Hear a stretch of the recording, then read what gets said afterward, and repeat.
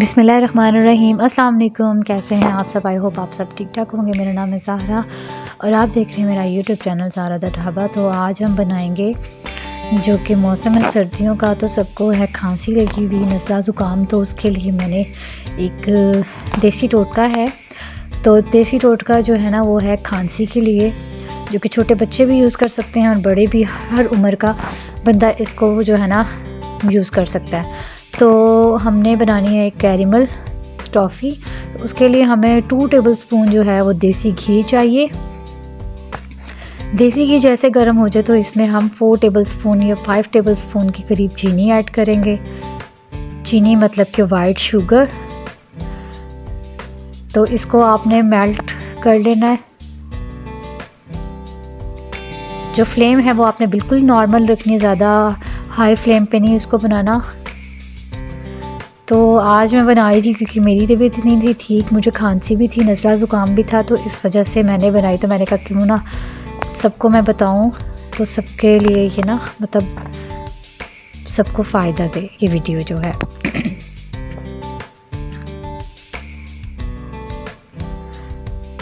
हल्की आंच पे जो है ना इस शुगर को हमने मेल्ट कर लेना है।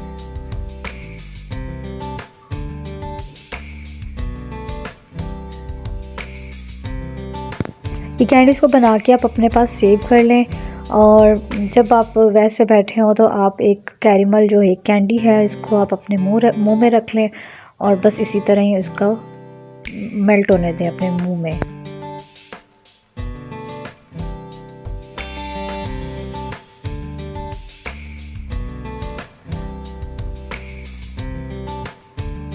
अगर आप में से भी किसी को खांसी लगी है, किसी बच्चे को लगी हुई है, तो आप ये जो है ना ये एक मतलब ज़रूर ट्राई कीजिएगा। इंशाल्लाह इससे आपको बहुत फ़र्क होगा। तो जैसे ही शुगर मेल्ट हो जाएगी, हमने हल्की आंच पे इसको मेल्ट करना है, ज़्यादा पकाना नहीं है, बिल्कुल ही हल्की सी नॉर्मल आंच पे इसको हमने बिल्कुल मेल्ट कर लेना है कि बिल्कुल शुगर जो है वो पानी बन जाए।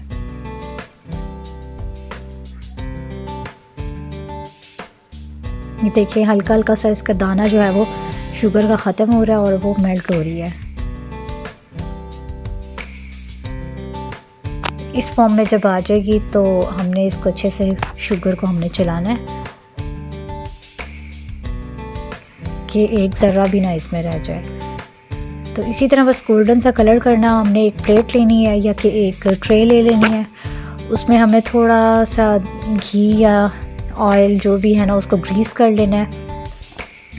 आप इसको ज़रूर ट्राई कीजिएगा क्योंकि इसमें कोई हार्ड एंड फास्ट कुछ भी नहीं करना, घर की किचन में मौजूद चीज़ों से आपने इसको बनाना है और इंशाल्लाह आपको ज़रूर फ़ायदा होगा। जब इसके चीनी का दाना जो है वो बिल्कुल ख़त्म हो जाए, बिल्कुल मेल्ट हो जाए, तो हमने फ्लेम को कर देना ऑफ़ और इसको थोड़ा सा हमने ठंडा होने देना है और थोड़ा सा इसको थिक होने देना है। और जैसे ये थिक हो जाए तो या तो आप इसको वैसे भी इसी तरह भी आप ना मतलब एक स्पून साइड पे रख के तो रख सकते हैं।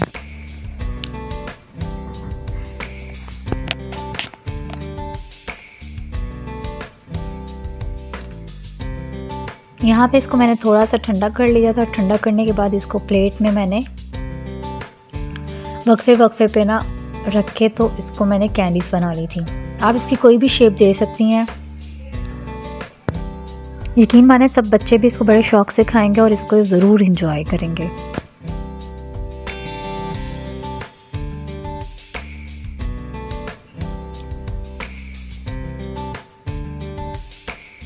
मैंने बस इसी तरह एक जगह पे थोड़े से वक्फे पे इस तरह करके रख दी और जैसे थोड़ी सी ठंडी हो गई तो इसको मैंने उखेड़ के किसी प्लेट में डाल लिया।